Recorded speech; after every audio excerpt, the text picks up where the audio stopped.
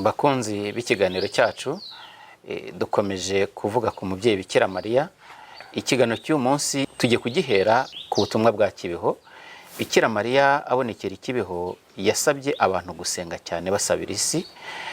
Hari naho yavuze ko tugomba gusenga nta buryarya, hani avuga ko hari n'abasenga ariko bakaba batabikora mu buryo bukwiye.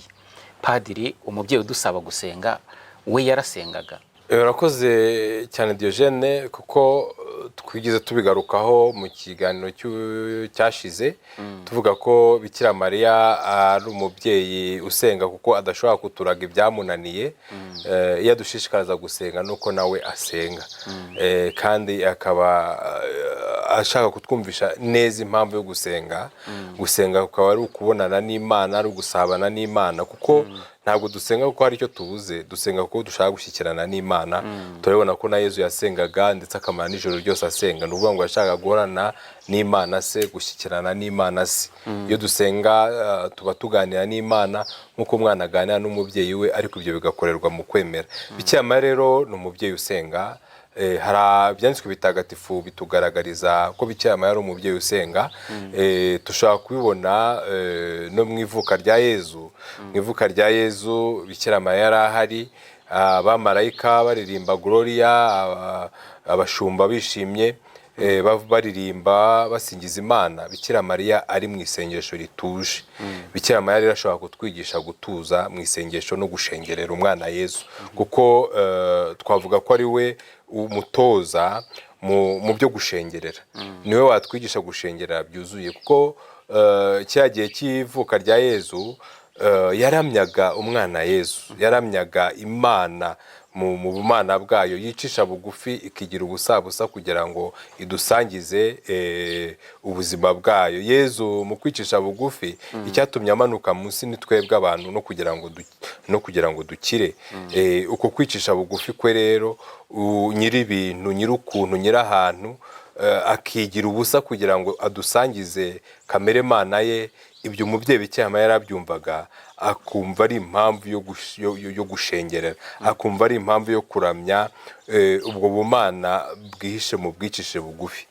Bikira Mariya rero udusaba gusenga, yatwigisha no gusenga dushengerera, umwitozo mwiza wo gushengerera, wo gusabana na Yezu, tukamwereka ibyacu byose, tukamutura ibyacu byose, tukamureba nawe akatureba, maze ibyo ngibyo bigatera imitima yacu kwishima. Uretse kubona Bikira Mariya mu gihe cy'ivuka rya Yezu ashengereye uburyo bw'isengesho, mvuze ko wenda no mu ntangiriro Imana yasabanye nawe mu isengesho, naba mbeshya? Ntabwo ubeshya n'ibyo, kuko hari inyigisho zimwe na zimwe zitugaragariza ko na marayika ubwe aza kumuha ubutumwa yamusanze mu isengesho. Hari abagaragaza Bikira Mariya apfukamye, Bikira Mariya ari gusoma ibyanditswe bitagatifu.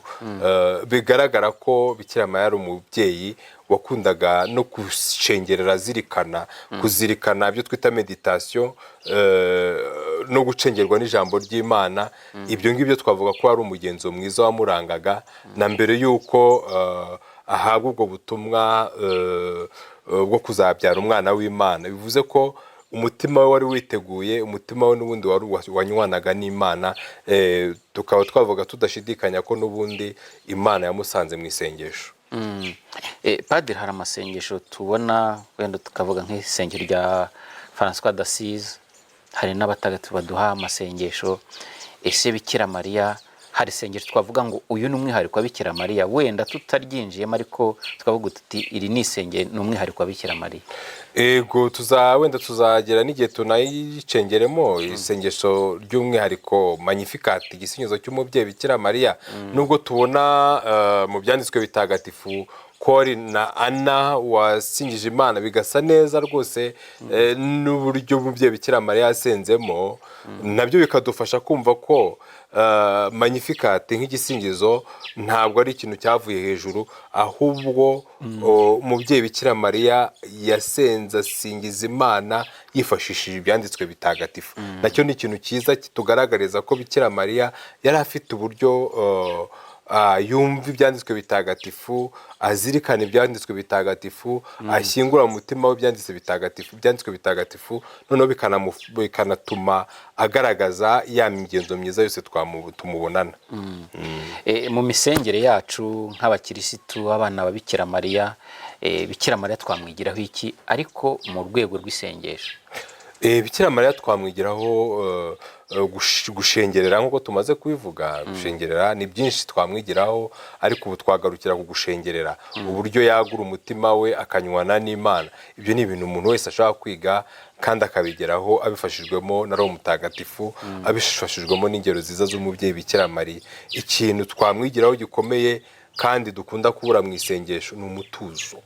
Umutuzo, umubyeyi Bikira Mariya tujye tumusaba umutuzo kugira ngo dusenge, dushengerere tudajagaraye, dushengerere tutarangaye, dushengerere twifuza ko umutima wacu unywana n'Imana.